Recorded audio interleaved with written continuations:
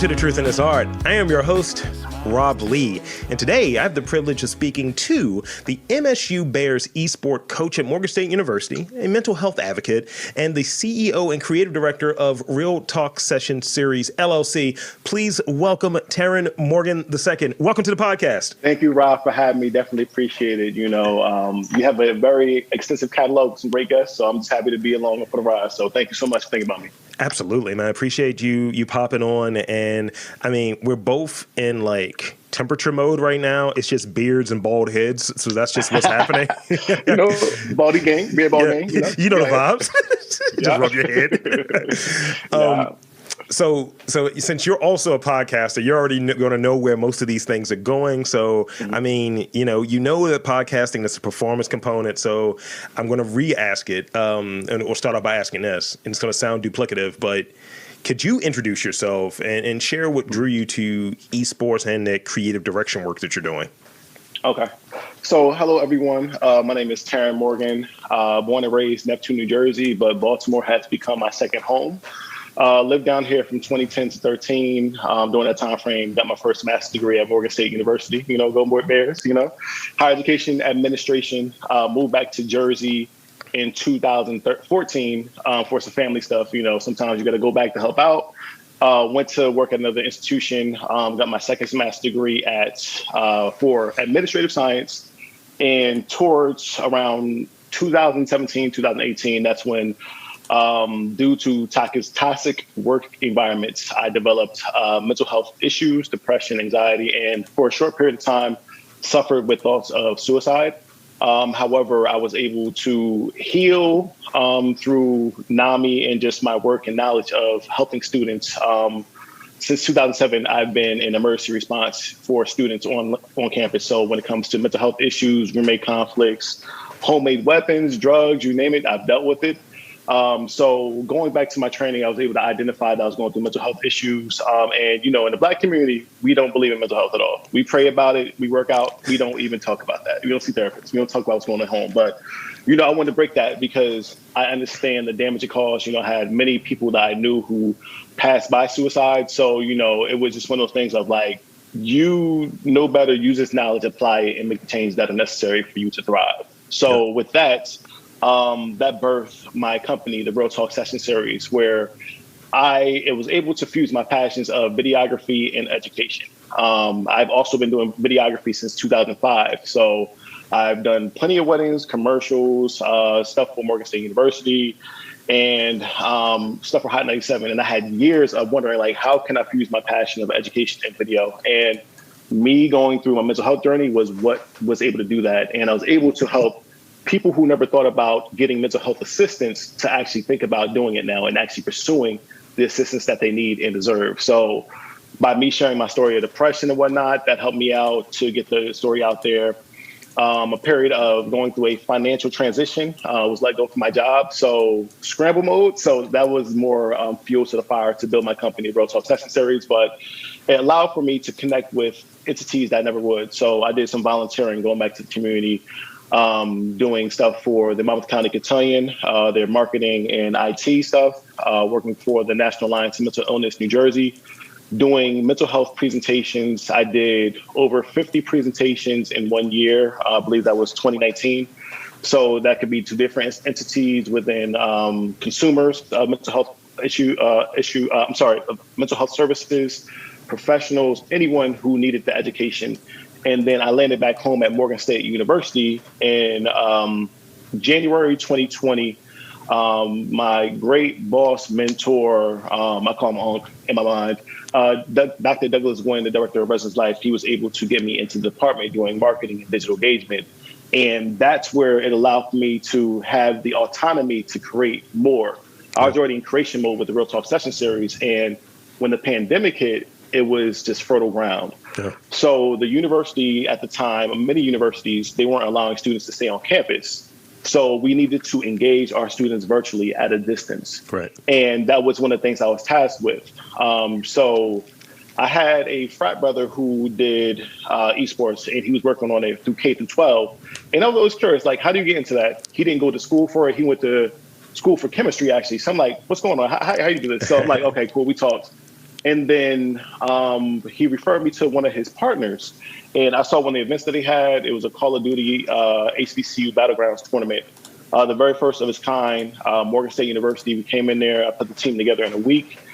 We came in as the underdog and we swept the whole thing, So that's when I knew I had something. I'm like, okay, Morgan State University needs to be in this lane, because not only are we have the natural talent, this is a $1 billion industry that can lead to many pathways into the STEAM field for our students. Yeah. So that was something I pushed. And also, like, career-wise, I was never satisfied. I never actually got my just due for the value that I brought to the table. So with this, it was my creation, and it allowed for me to get into the technology field, which I never, ever thought I would be in. But here I am. When you use your gift, they will make room. And that's how I got into the esports.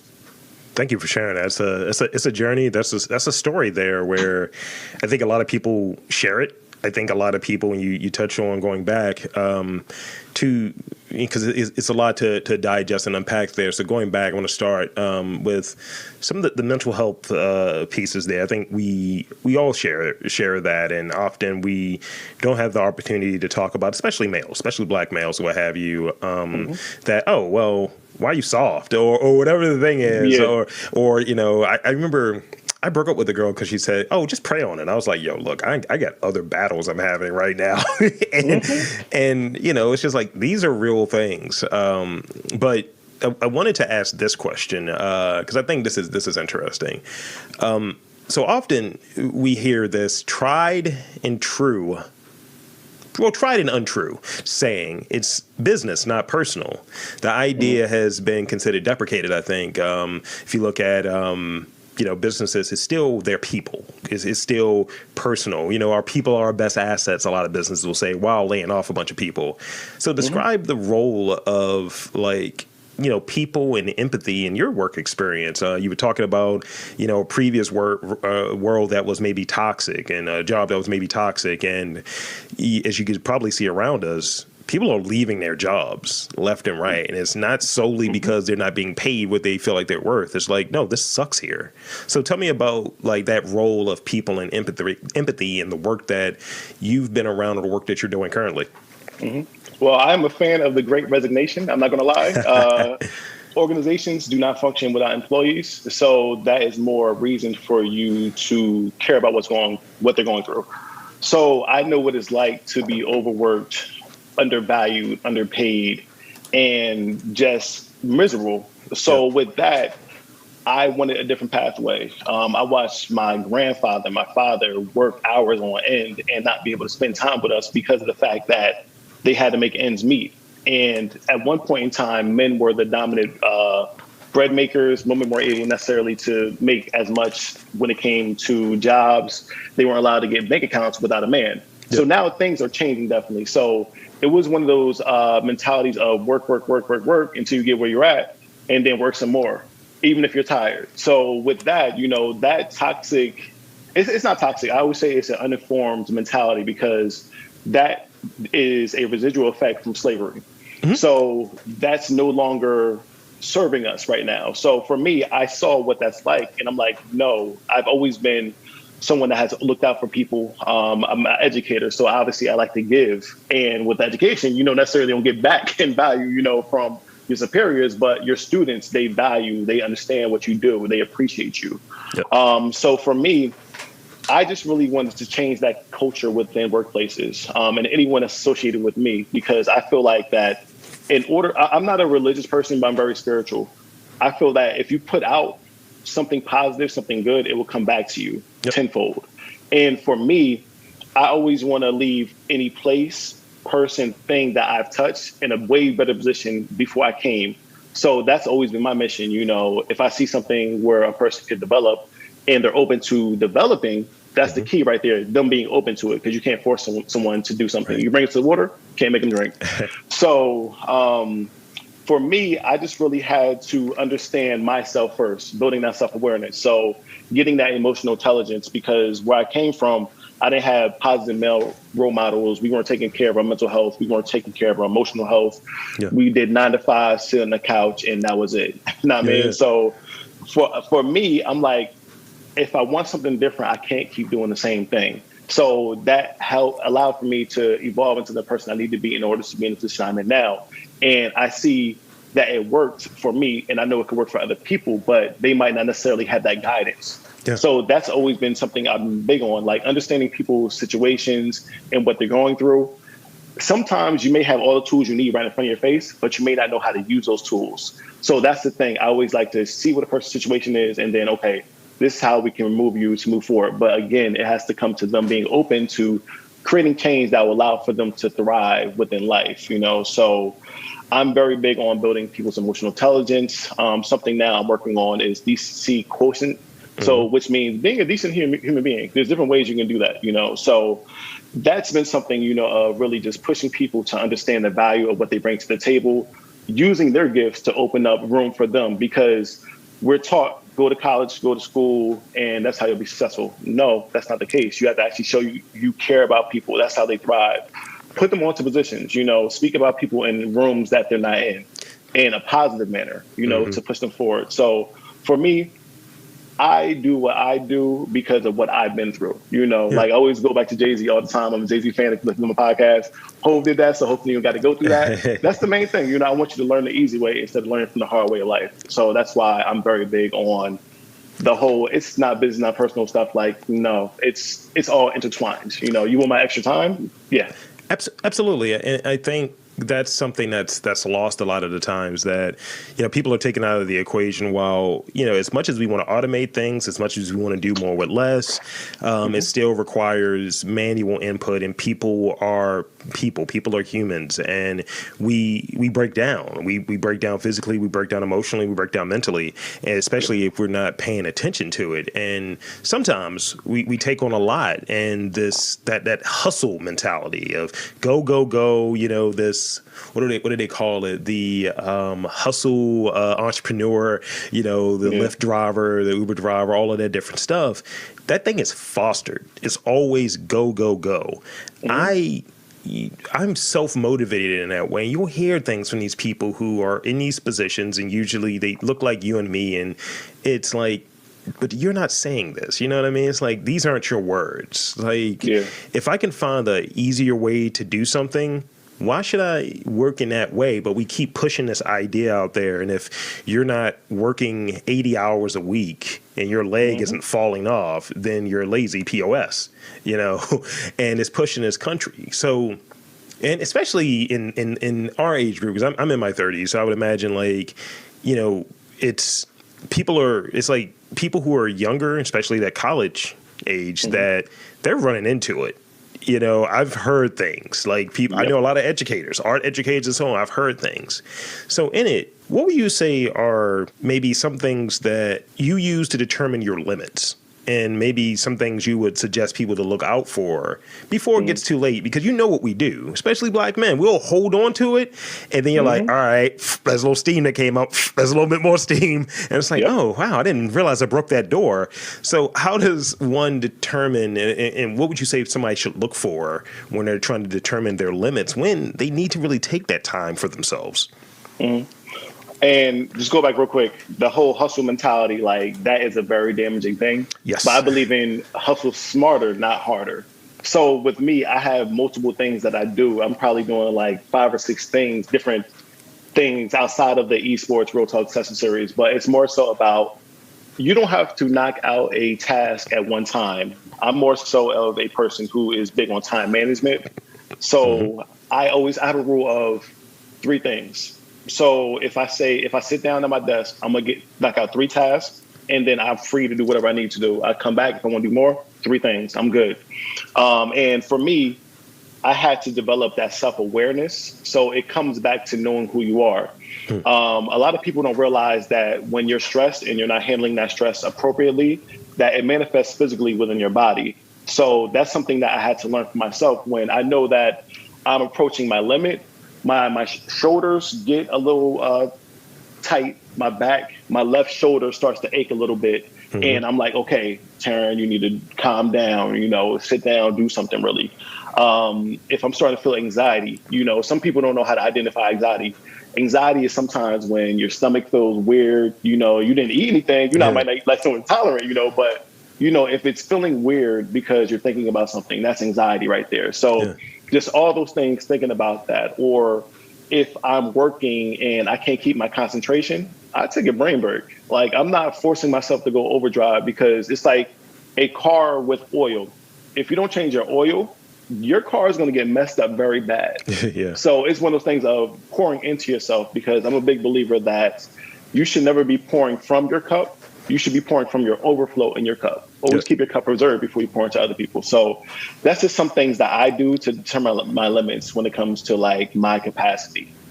Yeah. As a person, I remember I had a job that was just not great. And, you feel like you could take more and you try to do it. And I've gotten to a place where, people will tell me, oh, well, yeah, you never satisfy. You're always leaving or whatever. You'll get out of a place. I was like, yeah, because I deserve more than what I'm getting. And really, really believing that and knowing that. But at the same time, that's also the way to push up your salary every time too. Absolutely. Yep. And one of the things that I find that when I have conversations, because you realize if you take a class, or you do some therapy, you do some self-awareness, you read some books and things of that nature, that things start to make sense, dots start to connect, and people will ask, how are you adjusting so well, and so on. And I had a few guys who wanted to do what I was doing, and I was like, first thing, before you even get to skills, before you even get to background and education, is it something you want to do? And it's like, yeah, I'm talking to you because I want to do it. It's like, no. Do you want to work in this environment? Because some people just aren't, really equipped at that point and built at that point to do it. And yes, the anxiety, what is it? They say depression is when you're looking at the past, anxiety when you're thinking about the future. And I ran the gamut. I was like, man, what am I going to do? I just bought this house. Am I going to, and that was causing issues. Or, man, I got this meeting that's coming up. Oh, my stomach is crazy. I don't know what I'm going to do. And, I think when I'm able to better identify it, I can at least kind of time it out. And it's like, all right, let me get that ginger ale on Deckington. Let me make sure I have that to the side. And let me make sure I treat myself very well, because I know I'm going to, have a rough one today. And just being prepared. I think often we get taken off guard. We get hit with that counterpunch. And I think when people are younger and they haven't been through anything, and maybe that's what you're encountering in your experience, is they don't have those skills yet. They haven't formed them yet. They're developing them, but they haven't formed them yet to really work off of those reserves and that knowledge. Yeah. So let's talk about esports a little bit. So all right. The world of esports, right? And Morgan said you touched on it a bit. So tell me about how that's been for within an HBCU, and how the response has been, and where do you see it going in the next 5 years? I mean, whenever I think of, or whatever I don't think of, whenever it's presented of esports, I don't see black kids. It's never black kids. And hearing about it at Morgan, that's the main thing that stuck out. And then I saw other things that were of, interest in your background. And the esports thing, I was like, okay, I got a lot of questions now. So tell me about how that response has been and how the world of esports has been within the HBCU network. Yeah. And to go back real quick, you said that you don't really see kids playing video games like that, right? Well, see, black kids, when they're presented in like esports, it's usually I'll see esports, white kids or Asian kids or what have you. Yeah, definitely. But a stat for everybody to know is that about 82% of black teenagers play video games. But when you look at the game development field, only 2% are actually within it. So that's something that we really need to change the perception around video games. It's not a waste of time, not at all. We just need guidance. We need conversations like this are allowing for more people to be in the game development space, esports, et cetera. So also, let me break down esports. So for people who aren't familiar with esports is competitive video game playing. That's what it is. Because a lot of people say, oh, sports, they get confused. I like to say it's competitive video game playing so they understand. But it's been definitely a great response from our students. And I'm still trying to work on the faculty, the administration. It's been a slow process to get them to really adopt the program, but we're moving in a positive manner. We were able to secure a $200,000 Verizon donation. So that was for 5 $20,000 scholarships to get individuals into STEM who are committed to the equity of women within the gaming development space. Sure. Then the other 100,000 went to developing our esports lab, which is actually opening up next week. So we have the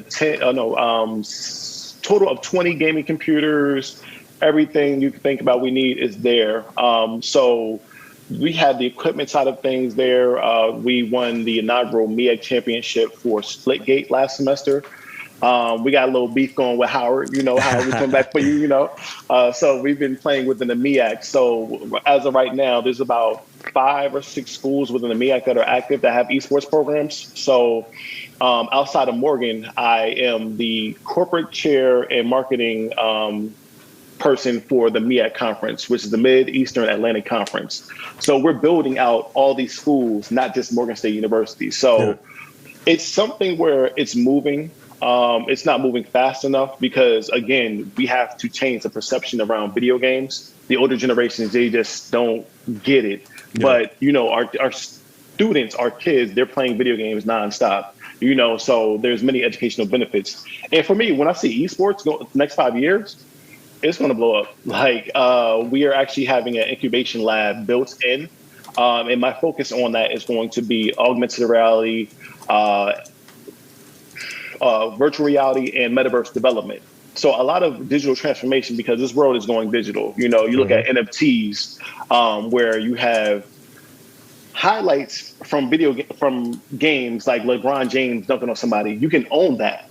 It's similar to like baseball cards back in the day. You have NFTs now for video games where you can create a custom skin, a custom character, or weapon, and you can sell that. That's an NFT. So I say that gaming is just the gateway into technology when it comes to Black people. It's just a matter of getting us educated.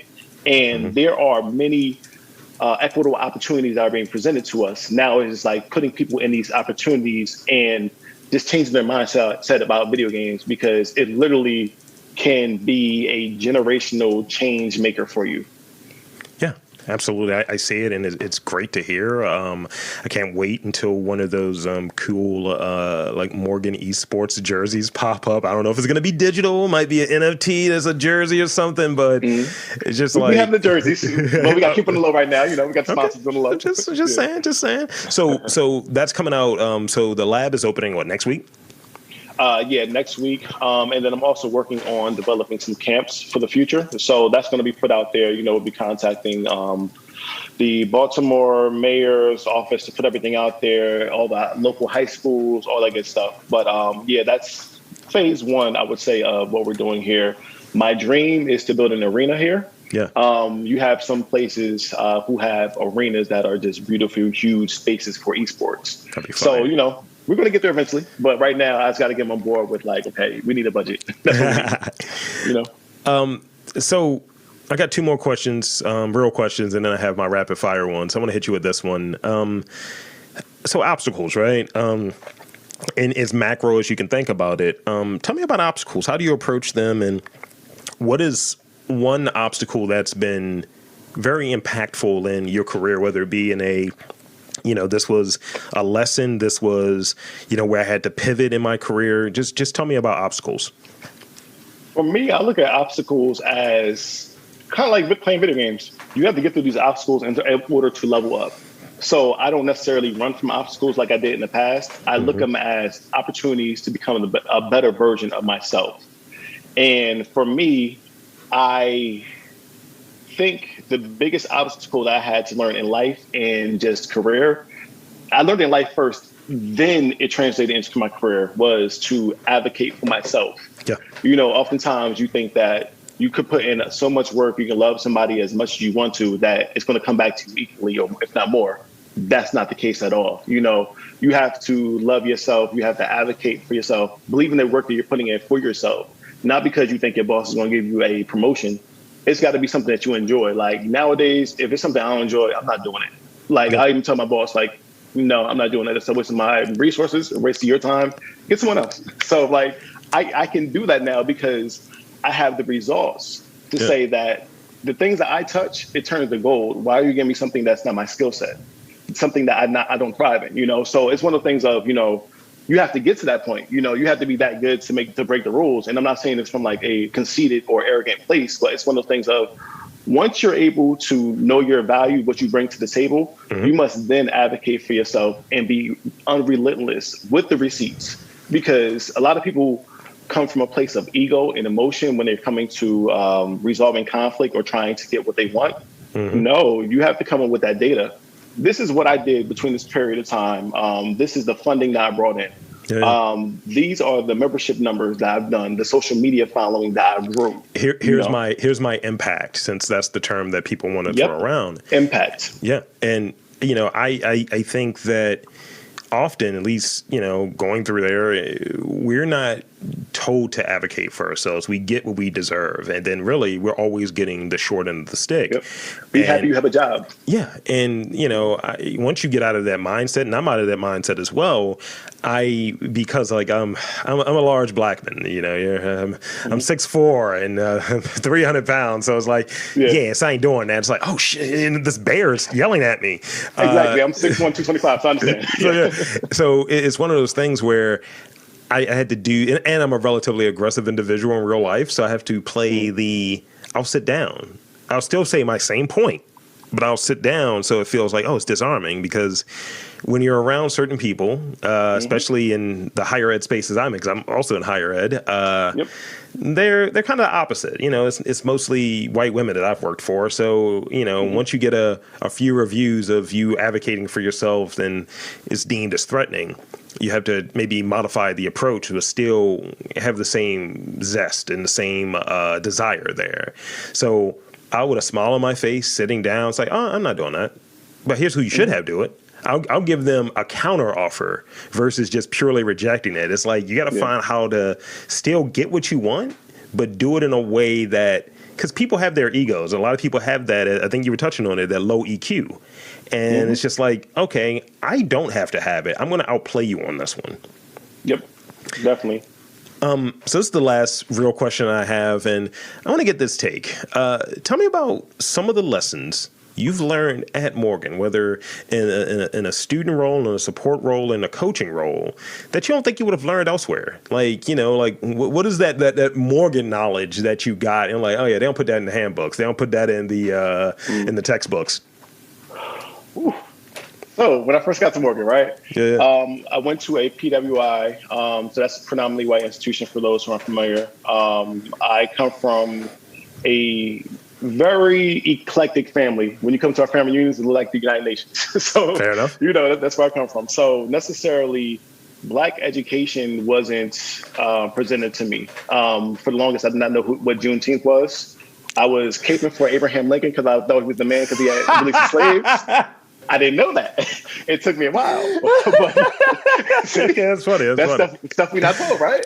A lot of people just realized Juneteenth was a thing, and 2 years ago, it's like, oh yeah, so we're killing Black people with police. Juneteenth, that's how we're going to solve it. All right, guys. Yep, exactly.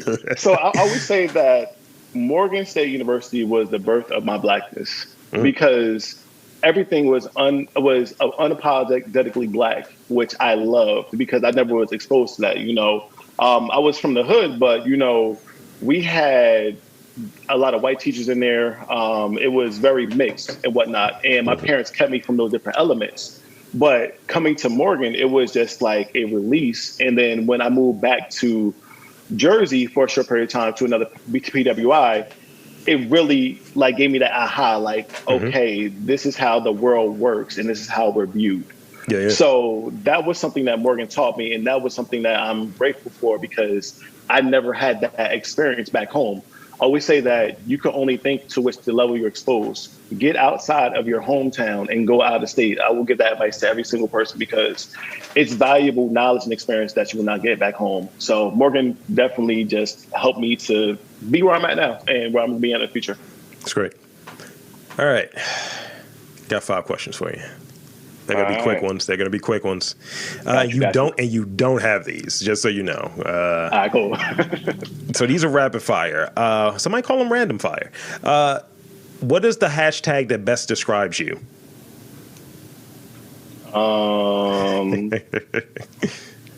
We'll keep it censored. No F's given. Okay. Favorite video game? Zelda. Ocarina of Time. A gadget that has changed your life. MP3 players. Favorite book. Oh, that's a good one. Fahrenheit 451. Okay. They made a terrible movie with Michael B. Jordan in it. Yeah. It wasn't good. It wasn't good. It was a lot of. It's not good. We'll talk about it later. Yeah. When you're working, this is the last one. When you're working, you got a lot of stuff to get done. What's in your ears? Is it music, podcasts, or is it just silence? What do you got going on? And if it is music or podcasts, what are you listening to? It really depends on my mood, honestly. If I'm working, it has to be something that I already know I've listened to. So I'm a very big Outkast fan. Mm-hmm. So it could be anything from Outkast, The Dream, anything music. Like I'm literally anything music. It could be Jimi Hendrix one day. It can be Pink Floyd one next day. Like it doesn't matter. It can be very anything. Eclectic over there. Yeah. And then sometimes I go to binaural noises. So more so like the frequencies, I'll do that sometimes. And then if I'm doing something that doesn't mind me, like I need to like actually focus on, I'll listen to podcasts. Like I got millions of podcasts. Sometimes I listen to my podcast, Miseducation to People. You guys put it in real quick. But it's great. It's great. But I'm very eclectic with that too. So when you're talking about, if I'm feeling a little more, you know, when it wants some comedy stuff, I'll listen to the Drink Champs because I'm a very big history person. So Drink Champs, they talk about rap history and they're just a lot of comedy. The Read is a good one I listen to. Rory and Maul, that's another one. The DLC drop, so I have a few esports podcasts to listen to. The Academy of Esports. I literally have maybe about 40 podcasts in my clip at any time. I hope mine's made the top 40. Jeez. Hey, you know, we're going to get in there. You got a couple selections. You got a couple seasons. So okay. It's going to take a while for that. It's in there. It's in there. Yes. So that's pretty much all I have. But I want to invite you. One, thank you for being on this podcast. And two, I want to invite you to tell the fine folks where to check out your work, your social media, your website, any of that good stuff for folks, you know, to plug away. Tell me where your podcast is at again. Give them all the deets. Perfect. Rob, I appreciate definitely the opportunity for being here. Everyone, if you would like to reach out to me, couple different avenues. So first, we'll go with Morgan State University Esports program. So you can find us anywhere, MSU Bears Esports, all one word, YouTube, Twitter, Instagram, Twitch, all that good stuff. My personal, Tarrin Morgan, like to keep it simple, no underscores on Instagram, Facebook. And then Real Talk Session Series, all one word, Real Talk Session Series. That's everywhere, literally Facebook, Instagram, no Twitter. I don't have that. And the podcast, you can find it on all podcast platforms called The Miseducation of the People. We have audio, and then also we have the video component, which is on YouTube also. So, you know, you have some nice little editing stuff on there. We watch the video, and then you have audio if you just want to go. So, you know, I'm around. Contact me if you want to talk. So there you have it, folks. I want to again thank Tarrin Morgan for coming on to the podcast. And I'm Rob Lee saying there is esports, community, education, mental health awareness in and around Baltimore. You just got to look for it.